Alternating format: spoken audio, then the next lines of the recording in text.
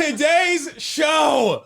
Western Conference just got turned upside down by one man making one decision, telling no one. Nico Harrison trades Luka Doncic to the Dallas Mavericks. What does the West look like now? I guess we'll figure it out. Today's Locked On NBA Squad Show West. You are talking ball with the NBA West Squad Show, sponsored by Game Time. From the Warriors to the Lakers, the Mavericks to the Nuggets, and everyone else in the West.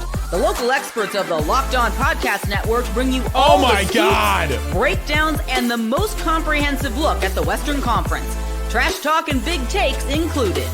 No holding back, we're giving the green light. It's time to talk NBA West. And welcome. You're locked into the NBA Squad Show West, and I will be sending a note to HR for that that intro with the Luka image with the Mavericks jersey. That's assault right there. This is the Squad Show where we take over the feed of your favorite Locked On show. It's an open invite for any host to join and talk about anything they want, no matter what it is in the NBA's Western Conference. Today's episode is sponsored by Game Time. Download the Game Time app, create an account, and use that code LOCKEDONNBA for $20 off your first purchase. Joining me, hosts from the NBA on the Western Conference, we got Matt Moore from the Locked On Nuggets, Rylan Stiles, Locked On Thunder, Jackson Gatlin, Locked On Rockets, Brendan Clean, Locked On Suns, Matt George, Locked On Kings, and Ryan Blackburn, Locked On Nuggets. Gentlemen, anybody have any thoughts about what's happened? Matt Moore, I'll start with you. Thoughts on Luka Doncic, the Dallas Mavericks? Is this just gonna be a let's pile on the Mavs show? Because I've been doing that for a week and I'm ready to do some more. Yeah, I'm just going to twist the dagger. That's all I want to do here. So I just want to ask questions. I don't want to talk. I just want to ask questions. I'd like to go around the horn here and start with Ryan and work backwards. Of if the Mavericks called and offered you Luka Doncic, what would you think an appropriate offer from your team this is so painful. would be? Like, what's good value? What's like good value? I mean, you can't give up Anthony Davis in a first. Who could? Don't tell anybody. But like, if they called and they were like, hey, I'll give you Luka Doncic and a second rounder, mind you, and a second rounder, what would you give the offer in return? Ryan, what do you think is a good value from the Nuggets? You know what? Maybe we'll just throw in Jamal Murray for you. Maybe we'll throw in Michael Porter Jr. We'll see. We'll see if those things are perfectly reasonable. Can we get a Jamal Murray made a shot? Just put into a t-shirt and maybe put that on Anthony Davis's face instead. And I mean, no, there's no fair trade from the Nuggets perspective. You're not getting Jokic, that's for sure. Jamal, MPJ, Peyton Watson in a first. That's actually that's a worse deal than probably the Mavericks got. Yeah, absolutely. Matt George, I really want to, before the Fox trade, what would you have given? Marvin Bagley. Next question. The baffling Kings took Bagley. But would you give up, let's say Sabonis. Would you give up Sabonis, Keegan in a first? For Luka Doncic? Yes. Yeah. Okay. Would you give up Fox, or would you give up Fox, Keegan, and 2 firsts? Probably. Andy, they're just torturing me. Brendan Clean from Locked On Suns. You can't do anything. And some pennies under the couch cushion. But what it really is 6 years of DeAndre Ayton that I had to watch. That's the real answer for what could have really, But in the real world, that's on Saturday. Would you trade KD for him? I mean, value wise, you have to. Would you trade Devin Booker for him? Come on, Brendan. Spun around by NBA fans, and it's like value wise, yes, but it's like does that type of trade happen? I don't know. I guess that's what AD sort of was, but they still have LeBron. It's like you're just switching teams. That like your whole team is just a different thing at that point. I don't know. Can't really fathom it, but yeah, I guess so. I guess you'd have to. He's better. Jackson from Locked On Rockets. Both. No, hang on. One of Amin Thompson or Alperen Şengün. Then take your pick from whoever else is left. Like, you got to keep one of those 2 young guys. That's my only caveat. One of them stays. Pick whoever else you want from the young guys. Pile in 1 million draft picks to beat everybody else's offer. That's what you give for Luka. Okay, and this one's a really good one. Rylan Stiles. Oh my God. From Locked On Thunder. Well, I'd start the bidding with Ousmane Dieng, a lottery pick, someone who has a lot of potential. But Nico would convince me that defense wins championships, so I'd probably just say nothing. I would not give up anything for Luka. But in reality, J-Dub, and then you can just have whatever picks you want. Don't really care. If they push for Chet Holmgren, would you do it? No. Really? No, I would just hold on to him. I think that he has more upside on both ends of the court than J-Dub does. And the two injuries have been, you're cautiously optimistic that they're just kind of flukes. The one on LeBron on the wet court and then falling on his hip this year. It's been bad. Like obviously he was out a whole season and half of one, but they were really fluky. It wasn't anything to do with his like frame or something like that. Nick Angsat from Locked On Mavericks. What would you give up for Luka Doncic? My house, one of my legs, probably an arm as well. Just the left arm, probably though. I need the right one. So many things, and it's just you just go back and you think there's only the show we did today on Locked On Mavs. There's literally only one person that's happy about this or that it makes sense to, and that's Nico Harrison. It's literally the only one. He didn't talk to anybody else. He went to ownership, and I think it's hilarious today that one of the talking points that people are saying is, what about Mavs ownership? Shouldn't Mavs ownership have said no to this? Shouldn't we hold them to blame too? How long did Mavs fans say that Mark Cuban should stay out of all trade stuff and like, let the GM do his job? And finally, the owner let the Mavs GM do his job, and he did the worst thing that he could possibly do because this trade just means it's more than just what's on the court. I think it is worth at least acknowledging Nico Harrison may have been allowed to do the thing that he thought was best or what he wants. He also may have been doing the thing that was the directive to do from up top in terms of the financial piece of this. Like, this may not have been Nico Harrison purely being the smartest and only guy in the room who thinks, and he's just taking the slings and arrows from it. He's just the meat shield that the ownership is using because they didn't want to give him the money. The problem with the money thing is like, oh, we didn't want to give Luka the money. He's not having a job. The money goes well. He said he was about to be buried in 10 years anyway. He wouldn't have a job at the press conference. That was insane. The thing about the money is the money is going somewhere. It's a cap. The money is going to go somewhere. The Thunder are going to have to pay SGA, but that money was going to go to somebody. You might as well go to top 3 player in the NBA. It's not about the money. It's about the 2028 Vegas Mavericks. The Adelsons moving the team over to Las Vegas. That's here we go. We want to go. You want to go full into it. We can go full into it. I really thought when you said about the money, I thought you were going to quote The Dark Knight and be like, say. It's about sending a message. Oh, I was so close. So close to greatness. Just like the Mavs, so close to greatness. They did this in the East Squad show. I'm curious if anybody in the West did. Does anybody think it was a good move for the Mavs? Anyone want to zig? Anyone do the ultimate zig and zag? It can't be considered a good move for the Mavericks. I will just say this caveat. If you were just hell-bent on trading Luka, which they clearly were, and we just went around the horn. Yeah, he was. And we just went around the horn of like what the packages would be. And you were still trying to win this year. I think that the AD package still is the only one that helps you win this year. Even as much as we love J-Dub and OKC, in terms of winning this title in 2025, AD helps you do that more than J-Dub would in a 1-for-1 Luka swap. Let me ask the Mavericks guy, Nick, if the Mavs win a title sometime in the next 5 years, just one title, they win one, do you look back at this move and say it was the right move? Well, Kyrie would be 38 in 5 years, so the window is maybe shorter than that. The thing is, well, and what's the point of being competitive this year? What is that like? That they're not going to win the championship, so even saying it's like this year, who cares about this year? It's one of those things where Mavs fans have the only thing the Mavs fans can compare it to is the 2011 title, which is like one of the most special titles to a fan base ever. And so you saw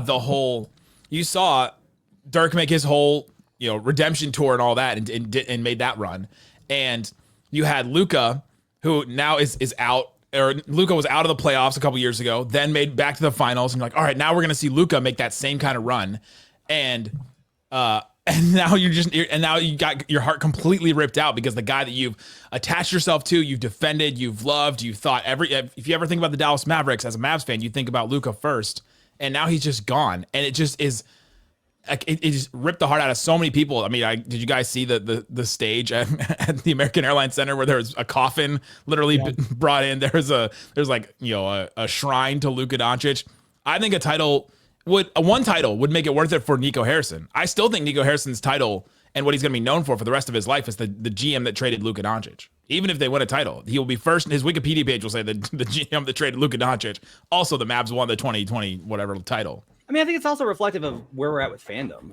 Like, this is what's been, I think, amazing to me is like, I do think that people have kind of shifted where people are such fans of a player that it really is more important to win with that guy.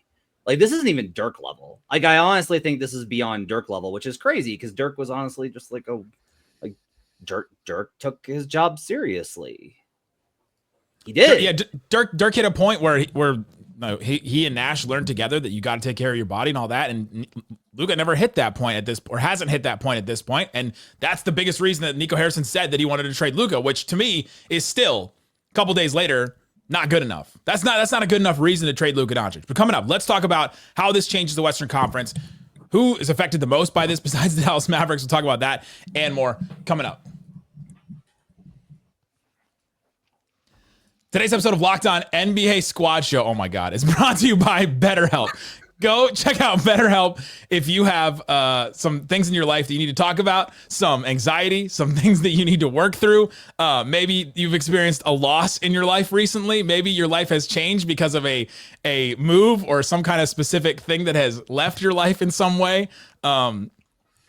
They want me to talk about green flags. I don't know. I can't think of any green flags that are happening right now in a specific relationship in my life. Therapy helps you develop healthy boundaries, improve your communication skills, and all kinds of other stuff. It empowers you to help set clear expectations, express your needs in relationships, discover the relationship green flags, and the help that you need with BetterHelp. Visit BetterHelp.com/LockedOnNBA today to get 10% off your first month. That's BetterHelp, HELP.com/LockedOnNBA, BetterHelp.com/LockedOnNBA. Oh, gentlemen, it's the Locked On NBA Squad Show West, where we talk about the teams in the Western Conference. Which team, let's say besides the Dallas Mavericks, is affected the most by the Luka Doncic trade? Andy Kamenetsky, Locked On Lakers. Can you think of a team that is affected the most by this besides the Dallas Mavericks? Got to be the Thunder, right? I would think. Could be. I mean, the Thunder in more ways than one. You have the pick swap from Dallas in 2028 because, of course, the Thunder do, where they project to be better than the Mavericks, so then they're going to implement that swap. And then the Mavericks were the biggest threat, as we discussed on a previous Locked On NBA West Squad show, to Oklahoma City. And I think that the matchup is still very difficult. I think that they'd still be at or near the top of the list for this season in terms of matchups with the Thunder because of how AD can go defend Chet on the perimeter. But offensively for the Mavericks, they did take a step back. I mean, you no longer have the magician. You no longer have the musician whipping the ball around at PJ Washington and getting him clean looks. And AD pick and rolls with Kyrie are fun until you have Daniel Gafford camped in the paint and cramming the spacing, and you have two non-shooting bigs next to him for a guy who doesn't want to play the center position. So it's just also strange, but it does impact the Thunder in a great way. Who's the next star that the Lakers were going to get that now they won't? That to me is like the big question here is like, was it Devin Booker? Was it going to be? And that's it. The big winner is the Minnesota Timberwolves because it makes it less likely that Anthony Edwards goes to LA. They're not going to get better in the West, though. Come on, Matt. It just means that Ant's going to go to the Clippers. Come on, man. We know how this new stadium, great stadium. Oh, I'm just. The Mavericks just completely changed as a team. They're now like this defensive, huge. They're going to play Anthony Davis at the 4. They'll probably play PJ at the 3. They've got now one guard in Kyrie Irving. Now all the Mavs trade targets are completely different than what they were before. Now all of a sudden you're looking at, okay, can they add another offensive creator? Can they add another initiator? It's like that. We haven't really looked for that. Well, look, in forever. We were talking about teams most impacted from this, not the Mavericks, right? Well, obviously, let's talk a little bit about the Lakers because I think the Lakers are in a really interesting position as it currently stands, right? Do they punt on the rest of this season, or do they try to win with some version of Luka and LeBron and this like fragmented roster because they don't have a functioning 5-man lineup right now? Jackson Hayes is your starting center. Like that's problematic. So do they make some moves and try to like maintain some semblance of being competitive this season with, let's be honest, Luka and LeBron is not a great fit. They're both all-time great players and they're going to find a way to make it work.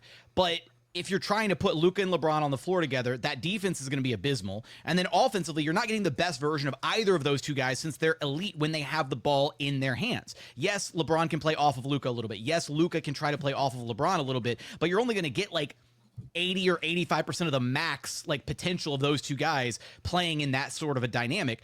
I think the other shoe to drop is that LeBron needs to get traded. That's my bold take is trade LeBron.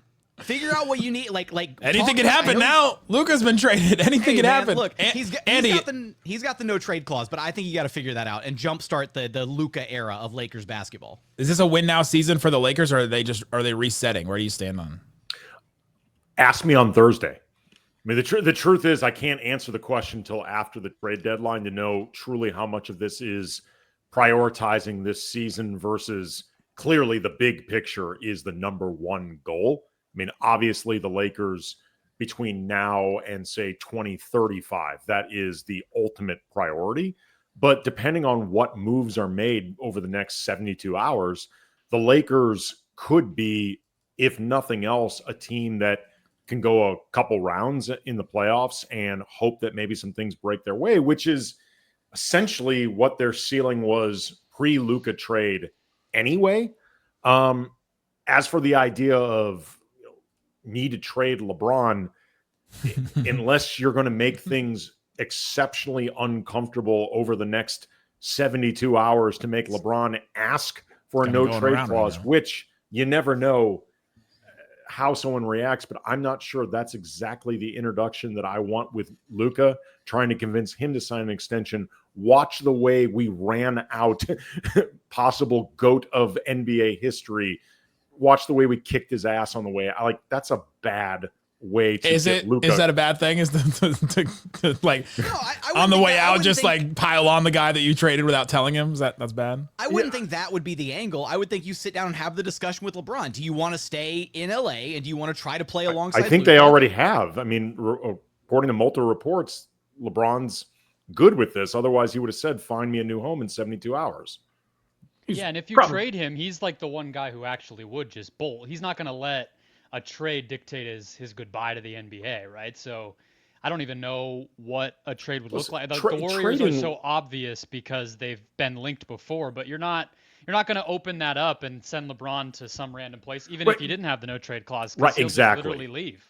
Exactly. That's why, to me, LeBron's no trade clause, like when the Lakers gave it to him, people were making a big deal out of it. I'm like, who cares? The Lakers would never sideswipe LeBron. And like one day he wakes up this morning, he finds out he's going to Charlotte. Like the Lakers would not do that. Like as an organization, they would not do that to someone of LeBron's stature. It goes against their entire ethos.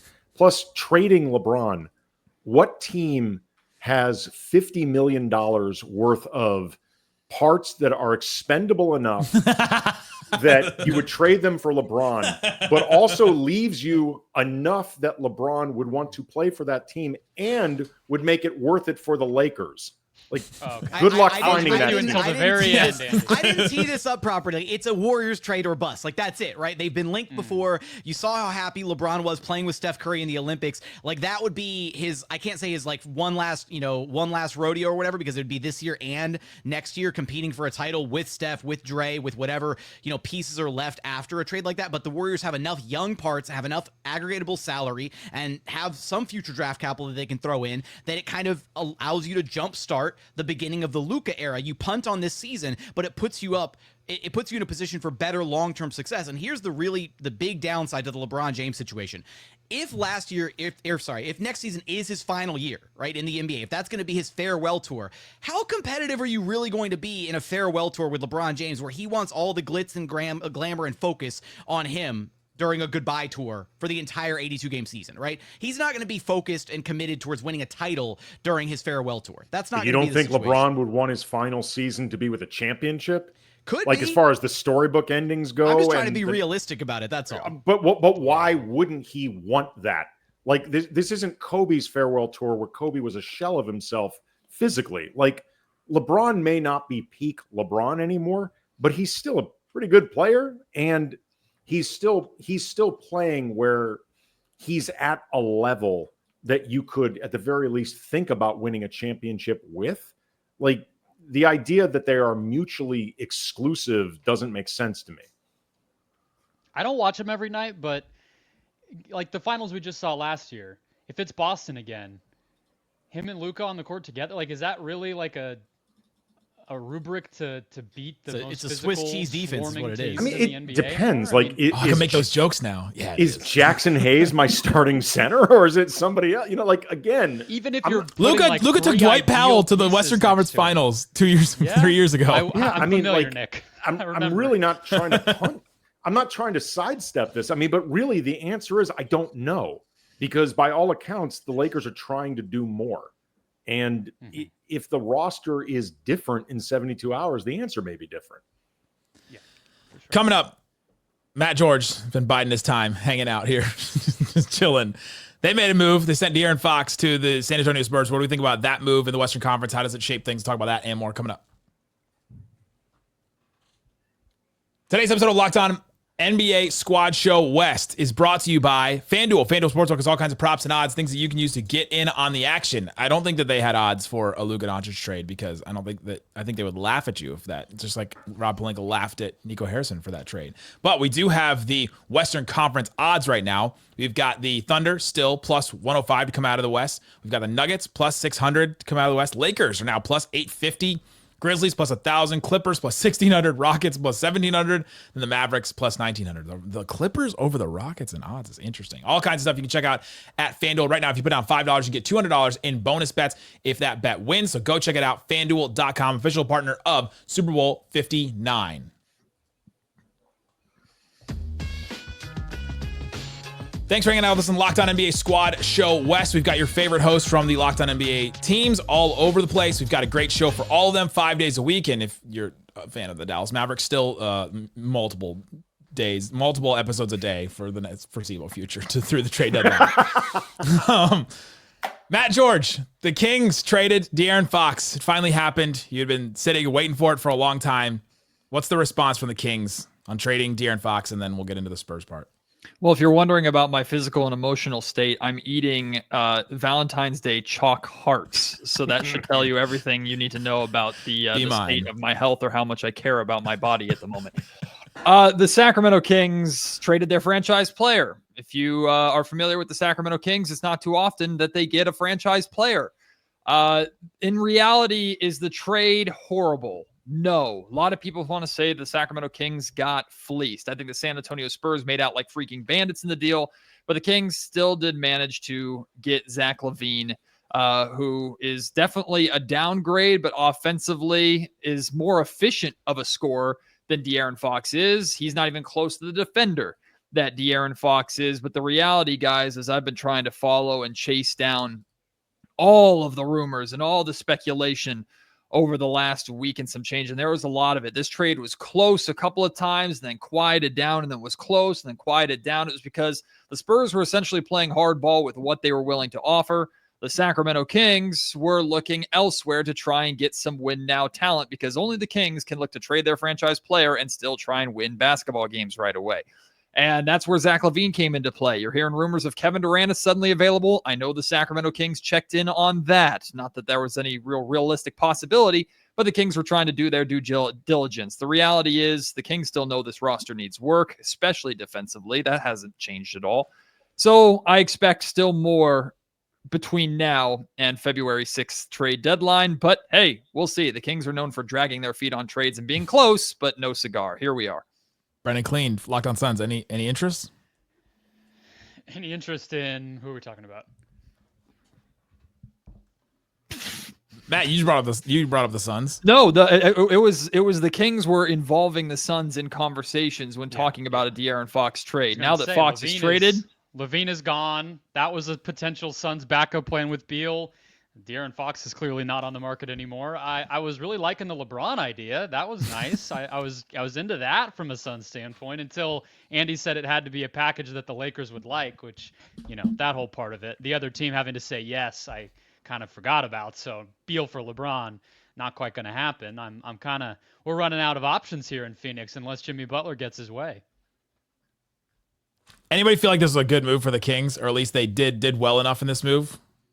Yeah. Honestly, I thought they were fine. I think that if you know that it's going to fry up, if you know that things are going to spiral, then you might as well get some assets out of it right now before you have to pivot ultimately. Like, I think Zach LaVine's way underrated at this point in his career. Just everybody doesn't want to touch him with a 10-foot pole for some reason for the last couple seasons, but he has been a very great scorer for a long time, and the Kings are still going to score. Like that's definitely going to happen. The question is whether they can defend, and if they can't, then you've got opportunities to pivot at other times. But honestly, this feels to me like a move where the Kings then turn Zach LaVine into assets down the road when the contract is a little bit less onerous to another team that then decides, hey, we need a scorer now. So like it could be the start of asset accumulation mode and then building another guy around Domantas Sabonis and Keegan Murray. I can think of approximately 40 million some odd reasons why people have been very Zach LaVine averse in recent years. Look, if only we knew what Zach LaVine and DeMar DeRozan looked like sharing a backcourt together. That's exciting. No, look, this is a very different version than like those Bulls teams that they were a part of together. I think it could work weirdly. Like, I think this is going to be like actually like maybe the best outcome for Sacramento, but if your goal was to stay like pseudo competitive in a Western Conference that's going to kind of be a bloodbath, well, now the focal point of your entire team, you know, your new franchise guy is Domantas Sabonis, right? Like all the spotlight is on him and how he can kind of elevate, you know, DeMar, Zach LaVine, and all the pieces around him, right? And I guess they just lean fully into that identity and see what happens. I don't know if I would... well for the Kings to be trying to be pseudo competitive. That's always been great for them. I don't know if I would go as far as to say, though, that the Kings view Domantas Sabonis as their franchise player. I think Domantas Sabonis is what he is, a really, really, really, really, really good player. But everybody knows the limitations that you have with Domantas Sabonis, and especially if, like, and I'm the biggest Domantas Sabonis fan on the planet. He's extremely underrated, underappreciated by everybody in the league, and I'll continue to stand on that hill. But if Domantas Sabonis is your number one, you're probably struggling to ultimately accomplish the grand prize, which is winning an NBA championship. And if you're not going for that, what the hell are you going for? The reality is Malik Monk is going to be primarily under the spotlight now for the Sacramento Kings as their pretty much only facilitator, playmaker, and point guard at this point. Devin Carter's his backup, and we'll see. I mean, you say yikes, but Malik Monk has been extremely underrated as a playmaker and a ball handler. And every single time a team plays the Sacramento Kings, I get the same questions or same responses from people. Oh my God, I didn't know Malik Monk was this good of a good of a facilitator. Yeah, he is. And the two-man game with Domantas Sabonis is way better than it ever was with De'Aaron Fox. So Malik Monk is going to be given the keys in a lot of ways. He has LaVine, he has DeRozan to play off of, but the question is how much more our defense is going to hyper-focus in on Malik now that De'Aaron Fox is out of the picture. So the Spurs are only a game and a half out of a one loss out of the 10 seed. Like they very well could just be there. I see two people, three maybe if we include Ryan, whose teams could play Wemby and the Spurs in the first round, and this new look team with Fox. I mean, Jackson, I feel like I'd be pretty scared. No? First run for the Rockets and they have to go up against that guy and now a veteran point guard star that you weren't expecting? Yeah, is it weird that like the Rockets are in this really interesting spot where I feel like you're kind of like you walk away with whatever the outcome is in the postseason, it's going to be kind of a win because you wanted to get there and just get postseason experience. I think if they run into a veteran-laden team, like if you run into the Suns or this version of the Wolves, right, and you lose in the first round of them, like you don't necessarily feel bad about it. Like you're probably disappointed because you're like, okay, well this team, you know, was one of the best teams in the NBA for the regular season. Maybe they got some holes they need to fix for the postseason run.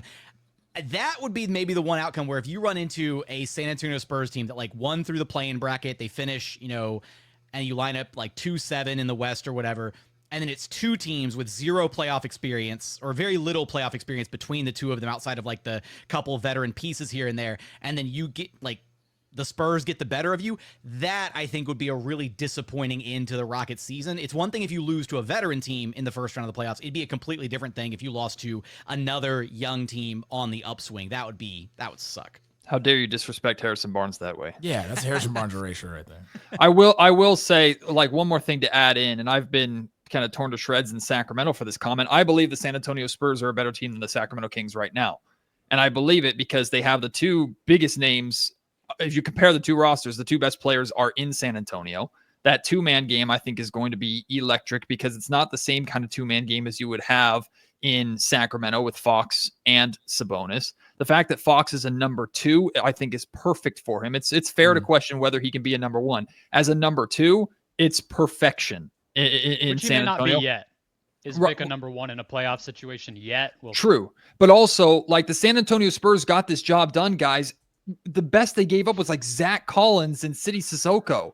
Like they got this trade done without giving away any of their core rotation. It was basically a free agency signing in that case. So they are plugging in De'Aaron Fox into their best talent that they did not have to adjust. Speaking of which, I don't think it's a coincidence that the cowardly Matt Moore exited this show the minute I arrived, because some of you may recall last week, I said that we were not far off from San Antonio being a place that either free agents or star players, as long as their wives live there, try to get themselves to that team, because Wemby is so damn good and he's going to make your life so much easier.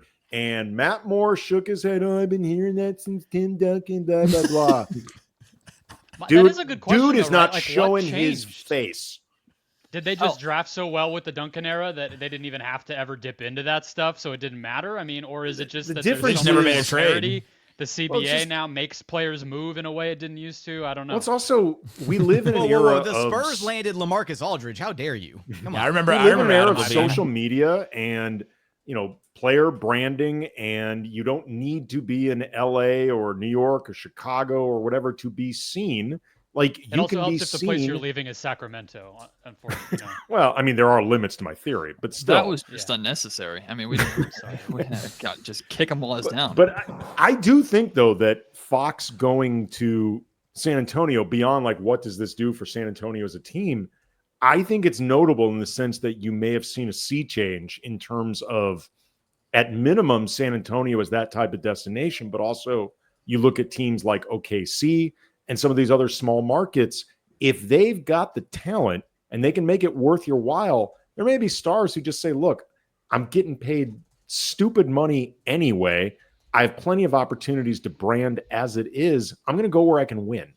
Well, two things to that, Andy. Number one is the Spurs also don't have to be attractive to anybody necessarily, because they still have all of their great picks too. The Kings got all of the worst picks that the Spurs had in this deal, so they can just trade those picks and force somebody to come here in the short term. Number two is, I mean, to answer your question, I think Charles Barkley would choose to go to San Antonio at this point, and that's saying something if you follow Charles Barkley's comments on San Antonio and the ladies there in particular. I think San Antonio is 100% on the map after this move. Spurs are going to be really, really, really good for I think, very long time. They are going to be good for a long time. Than the Mavs, real quick. The Spurs? Yeah. Oh, he's back. Like Beetlejuice, Matt Moore returns to the fray. Andy, let him have it. I thought it was a coincidence, Matt, that you ducked out the minute I showed up after last week mocking my idea that San Antonio could be a destination for star players because of Wembanyama. The skepticism that you threw out there, the shade, you treated me, frankly, Matt, like I was a simpleton. And look at where we are right now. Like a simpleton, like a dreamer. And now De'Aaron Fox is a Spur. By his own choice. His first choice. I'm sorry. I'm confused. You said superstar. I don't. What? How does this have? How does this have anything to do with that? Wow. Damn. I love De'Aaron. No, I love De'Aaron. He's awesome. I didn't mean to. Look, I thought that was a very reasonable trade, and I thought that if we were talking about that, I thought it was like a whole different thing. Right. I have a question for you though. Do you want to give Rob Pelinka credit? I'm genuinely asking. You shouldn't. Because, like, should he? It's we were talking about this. I was sitting in on Travis and DeMarco on 710 ESPN, and like, to some degree, how good of a GM you think Rob Pelinka is determined more by what he does now that you have Luka than getting Luka, because like, it doesn't take a basketball genius to identify, hey, Luka Doncic is available. You might want to go get him. And this was even, by all accounts, initiated by Dallas. So it's not like Rob Pelinka planted a seed, like there was no inception involved to try to get Nico Harrison to do this. This was Nico's prompting. The one thing, though, that I will give credit to Rob Pelinka, because this is very consistent, he is known as a guy that keeps things super, super tight for better or for worse, depending on how you're looking at it. He is known as they keep their business really on the down low. And if you happen to be in a situation where the other GM is thinking about trading their transcendent superstar, not yet in his prime, but your main goal seems to be, even before what do you get in return, making it happen quickly and cleanly, that's a pretty good attribute. Like in terms of something Rob Pelinka had. I mean, this is something even Pelinka's detractors say about him. He is known for being able to keep a lid on things. And I do think that played a role in Rob's favor. Nico Harrison is known for the exact same thing, and I kind of wish that he wasn't.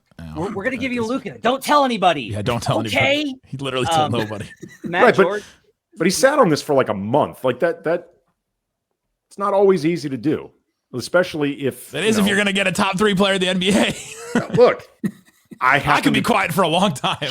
Sure. But I'm just saying that's something that I will give him credit, because that is his reputation. How good of a GM he is, again, ask me anywhere from 3 days from now to you got to build a team around Luka now. Yeah. Matt George, I have a question. How do the Kings go from here to like contender? Like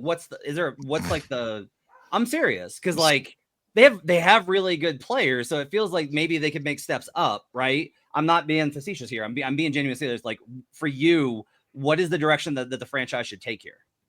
Well, step one, in my opinion, is, and this is legitimate, this is not just sour grapes the day after trading De'Aaron Fox, is fire your front office. I think this front office is bad. I think over the last 2 years, I did a whole podcast episode just laying out everything that they've done wrong over the last 2 years to get us to this point. So you need new leadership in this front office, number one. And start there. You got to find a star. Like, you have to find a star. You have to find a franchise guy. And the reality is the Sacramento Kings have the most names that they've had since the early 2000s, but none of them are guys that you feel great about carrying the mantle for you in a potential championship caliber window. It feels like the Kings have to kind of get lucky. I know they're trying to use these draft assets that they got in this Fox trade to try and go out and get another piece to add to this team right now to win right now. But I don't think anybody is looking at this iteration of the Sacramento Kings right now and thinking legitimate championship contender. You have to find a star and identify a star, and it starts there. And that's historically difficult to do in Sacramento. It might have to come in the draft, but guys, they still have their picks over the next 2 years as of right now tied up in their Kevin Huerter Atlanta Hawks trade, and Kevin Huerter is no longer on the team. So it's a mess. It's a mess. So we'll see what's next. But I think the Kings are going to be fun. I think they're going to be competitive. I think they might make the playoffs a time or two over the next 5 or 6 years, hopefully. But are they close to any legitimate contendership? No. And I don't see a path that leads there unless a complete curveball is thrown at them in terms of a name becoming available, or they hit the reset button. Nico Harrison might be available soon. That's it for us on the Locked On NBA Squad Show West. Jackson ended it. He just ended it just there. Guys, thanks for hanging out. Let's go check out your favorite Locked On NBA team. We've got a show for every single team 5 days a week or more. Guys, thanks for listening to Locked On NBA Squad Show West.